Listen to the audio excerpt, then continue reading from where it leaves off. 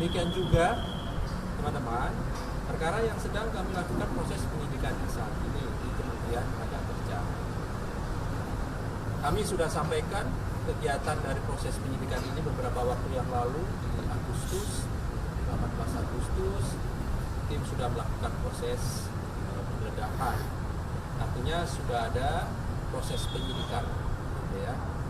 Yang itu dilakukan jauh-jauh hari sebelum kemudian ada isu-isu yang berkembang saat ini terkait dengan proses politik.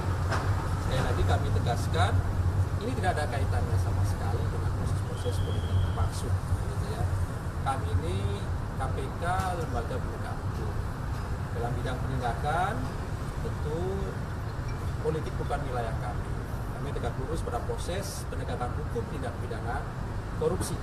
Jadi sama sekali tidak ada kaitannya proses-proses politik yang sedang berlangsung. Oleh karena itu kami berharap semua pihak untuk menahan diri. Jangan sampai kemudian membangun opini, membangun narasi seolah-olah kemudian kerja-kerja KPK disangkut pautkan dengan proses-proses politik yang sedang berlangsung. Kami paham betul bahwa ini adalah tahun politik, tetapi kami berharap jangan bawa KPK pada ke persoalan-persoalan politik yang sedang berlangsung. Tentu ketika naik proses penyidikan, pasti diawali kegiatan yang kita sebut dengan penyelidikan.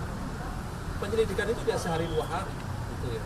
Itu proses panjang, dari mulai analisis, pengumpulan alat bukti, kemudian pengumpulan data dan informasi itu butuh waktu panjang.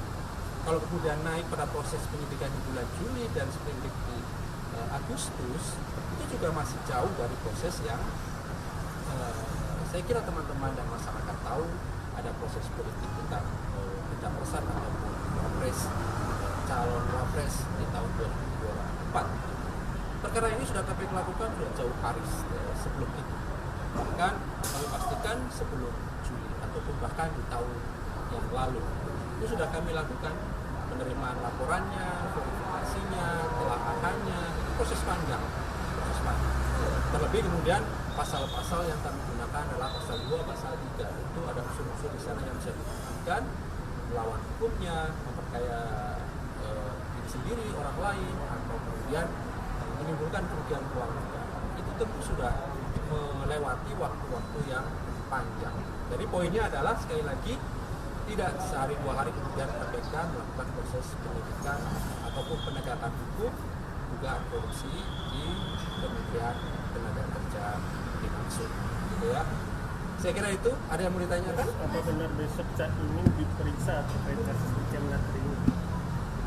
Yang pasti siapapun bila keterangannya dibutuhkan oleh tim penyidik KPK akan panggil sebagai saksi tentunya untuk memperjelas perbuatan dari para tersangka yang sudah kami tetapkan.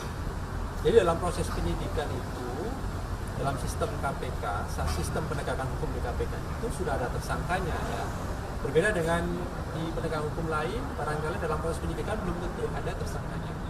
Di KPK sejauh ini aturan normatif yang berlaku di internal KPK, jika pada proses penyidikan maka tentu sudah ada tersangkanya. Oleh karena itu untuk memperjelas perbuatan dari para tersangka maka dibutuhkan keterangan saksi. Oleh karena itu kami berharap siapapun yang dipanggil oleh tim penyidik KPK kooperatif hadir sesuai dengan waktu yang ditentukan oleh tim untuk hadir di gedung merah putih KPK. Berarti benar yang akan dijadwalkan besok ya? Karena PKB udah besok ditunggu saja. Besok ditunggu saja. Sekali lagi harapan kami tentu hadir sesuai dengan surat panggilan yang sudah diberikan atau dikirimkan, begitu ya. Jadwal KPK sudah Jadwal pemeriksaan saksi di KPK itu selalu dimulai jam 10 untuk semua saksi yang di KPK, begitu ya. Artinya KPK sudah mengirimkan surat panggilan kepada Caimin ya, pasalnya. Ya, jadi teman-teman besok ditunggu saja, gitu ya. Yang pasti kami berharap siapapun yang dipanggil oleh KPK itu hadir sesuai dengan surat panggilan. Lebih kami sudah mengirimkannya beberapa waktu yang lalu kepada para saksi-saksi, gitu ya. Konfirmasi kehadiran. Kehadiran siapa, Mas?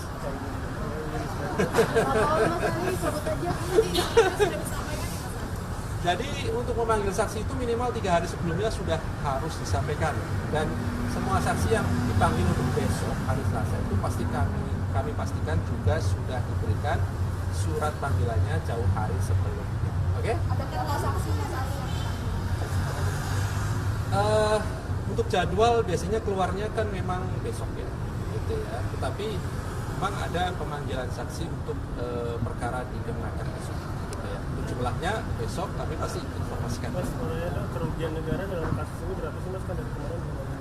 Untuk kerugian keuangan negara, kemudian perbuatan melawan hukum, termasuk merugikan atau menguntungkan siapa gitu ya, itu kan materi masih.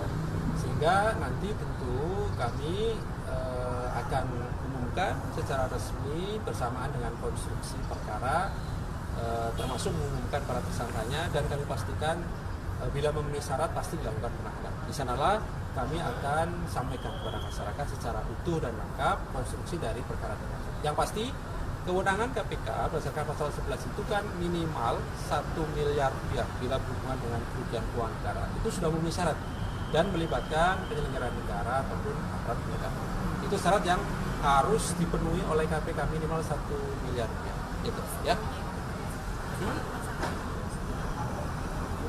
Ya, sudah ada tersangka ya untuk perkara ini, tapi kami belum umumkan. Kasus Ya. Mardani Mamil kan itu kan udah eksekusi mas. Nah